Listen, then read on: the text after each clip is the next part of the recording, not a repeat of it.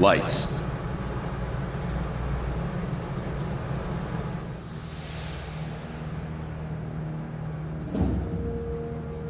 We are at war, and not the one we were expecting. Groom range, 2100 hours. Survivors, 6. In just a few minutes, our enemy managed to destroy the primary Strategic Command Center. By 2130, Strategic Command itself ceased to exist. Our combined military forces have been routed.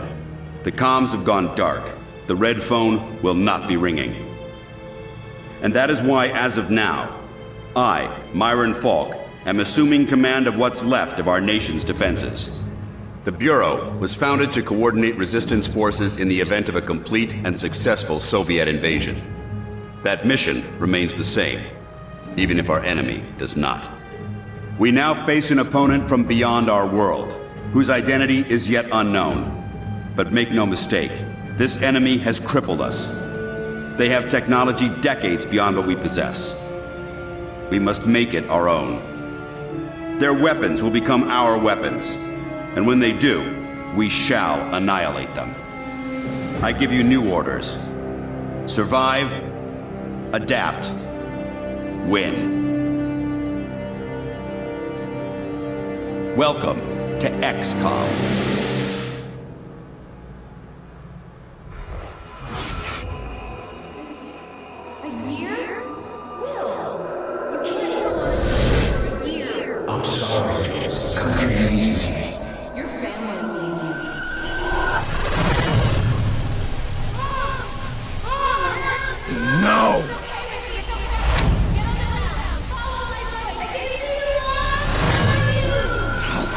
No, I can help them.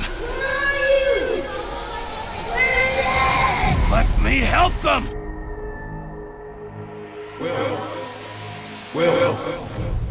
Will. Carter. Hey, Will, wake up. What? Jesus, Carter. How is it you look worse than before you went to sleep? I'm fine. And you yelling for me to wake up doesn't help. I wasn't the one yelling. I haven't slept more than a couple hours in years. Yeah, well, I wouldn't worry about it. Like I said, this is our office and our bunks. Maybe someday they'll get the barracks up and running. No, I mean, I barely sleep at all. Well, can't say I blame you. Not after the morning you had. Anyway, Falk's looking for you. Wants you in his office. ASAP, as always. The old man say what he wanted with me? Ha! Guess you don't know him all that well yet. The director doesn't tell anyone anything he doesn't think they need to know. Well, I guess you can't really hold knocking off for a few against me, seeing as how we seem to be in our office and our quarters. Yeah, I guess some parts of the emergency plan leave something to be desired. Ah well, it'll be just like college, right? Yeah, except I stayed in Mrs. Hawthorne's boarding house back in Terre Haute. Had my own bathroom and everything. Oh, ain't you fancy? Are you saying something about that radio? Oh yeah. Cheap thing normally just pipes in the company elevator music, but it's been picking up some weird signal. Damned if I know what it is. Don't we have more important issues to deal with? Sure, that's why I haven't bothered with it. But if someone on the outside is able to broadcast through that jamming signal, well, it could be important. Who would know more about this? Check with Operator Chelsky. She's information officer for the Bureau. Keeps track of communications, arranges contacts, manages what the public hears. The whole deal. I'd better go see what the old man wants. See you later, Will.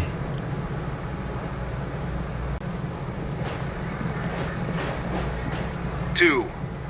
Message repeats. 250. Better make a note of this and talk to one of the radio operators. 9. You probably ought to run that by Operator Chelsky across the hall. Repeats. Might be important. 250. November 892.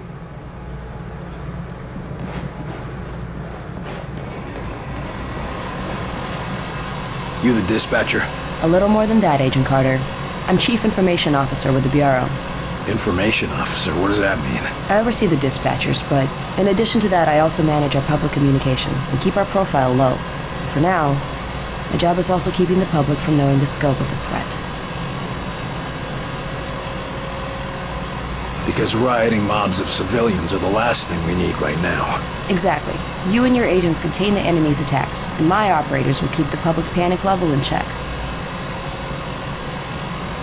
I'll try not to distract you too much. As long as you have a good reason. What do you need, sir?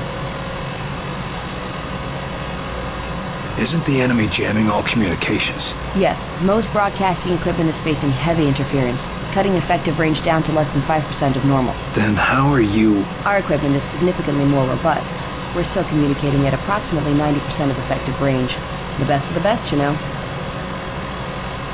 What does the population know? They're worried about the communications blackout, but our operatives in the major cities are keeping them in line. Keeping them in line? You make it sound like they've declared martial law.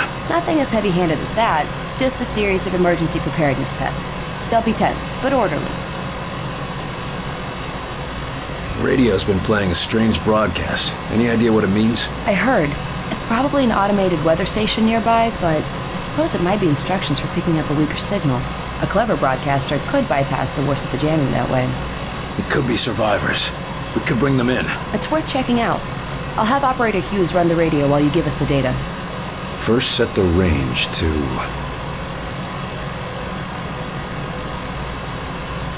Set the range to 250. Now the direction? Set the direction north. And the frequency? Set the frequency to 892 megahertz. Checking ultra-high frequency. Nothing.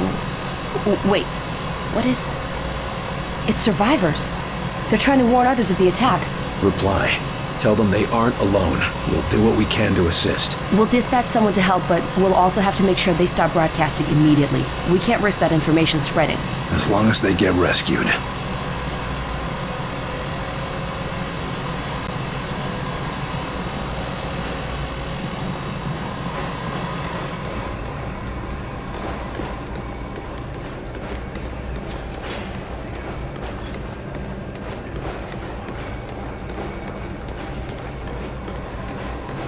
Headed with this?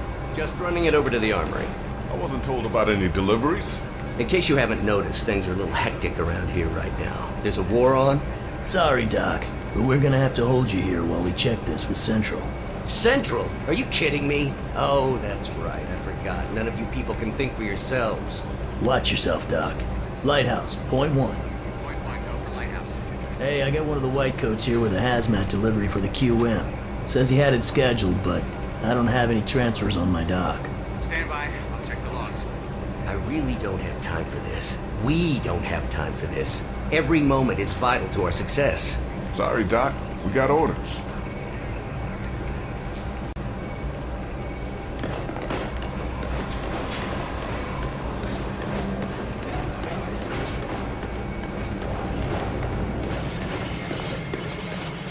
You were there. You saw what he was capable of. I did. It's just... his file paints a different picture.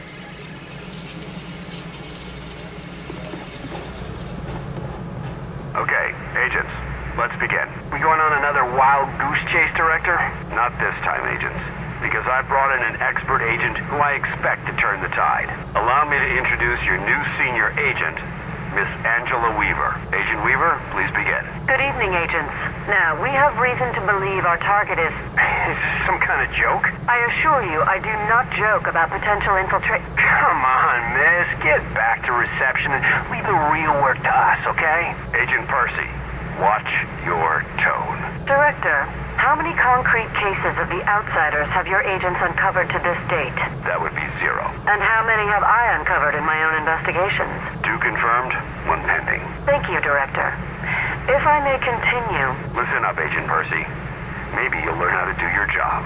Yes, sir. Now, we have reason to believe an infiltrator has compromised military command.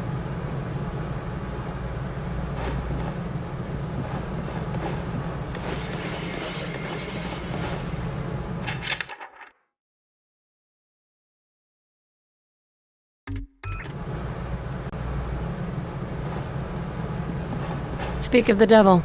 Carter, good. Agent Weaver is afraid you don't play well with others. I tend to see that as an asset.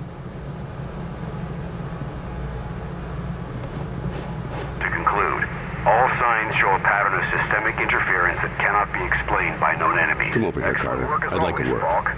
But I'm not sure what you're suggesting. These activities aren't from the Reds. They aren't from any known source on Earth, so we must examine alternative sources. You mean to say aliens? It's more likely than you think. We cannot afford to be caught off guard. Oh, okay, Myron. I think you've been working too hard. Take a little time off, maybe a vacation and... No, listen, this is too important to ignore. My team has already uncovered a half dozen potential cases of outside interference. No, you listen. I have a meeting with the generals in 2 days, and I will not have you making a laughingstock out of this department. General Deems is already talking about cutting funding, and if that happens, you and your team will be out. Do you understand? Yes, Director. Perhaps you're right about that vacation. That's more like it. Someplace nice and sunny. Lots of fresh air, like New Mexico.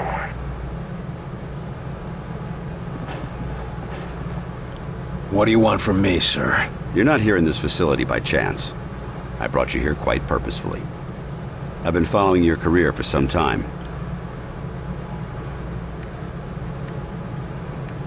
Why me? I've been behind a desk since... well, for a while. Yeah, but you were a hell of an agent before you sat behind that desk. And what's more, I know what put you behind that desk. The brass put me there. Sure, the brass made the call. But it was you who kept yourself there. I don't need another round of psychobabble. I had enough of that from the company's shrinks after the incident. It was an accident, Carter. Beyond your control. Right, yeah. And next you tell me how I can't save everyone. It's too late for that. But you can save some of them. And right now, that might be enough. Right. Well, I'm with you, Falk. If only because, for all we know, this clown show you're running here is all that's left of our nation's defenses. Then that makes you one of the nation's best weapons. What do we know about the enemy? Very little. Before this morning, we only knew of scattered oddities. We weren't even sure if they were connected. Such as? Deposits of the substance called Illyrium were found in various locations across the nation. There were weather oddities. We received and investigated reports of what we called thinnings, localized instances where the very fabric of reality itself seemed to be warping, then dissolving. And this was kept secret? From whom? The populace? The news would have generated mass panic. No, the circle was kept quite small on this. What is this place? I mean, when aliens from another world aren't attacking our planet. This facility is essentially fulfilling its intended function right now. It was created to respond to a potential invasion on domestic soil. Do all of these people work here? No. Typically, you won't find much more than a skeleton crew here. But certain carefully selected individuals across all military disciplines are aware of this facility's existence. In the case of a domestic invasion, they're under orders to arrive here. I never knew about this place. Well, based on your performance at Groom Range, I'd say that omission was a grievous oversight. What's our plan? Our first order of business is to get this facility running at full capacity. I believe our best shot at defeating an enemy with superior technology is to take that technology from them and make it our own. And we got the facilities to do that? We're still finishing construction on the lab, but we've already got one of the best leading the team, Dr. Dressner. And he won't be doing it alone. I'm in the midst of organizing field teams to be sent on recon and recruitment missions for other specialists. I'm heading down to the ready room. De Silva will meet you there and help you assemble a team. Get moving.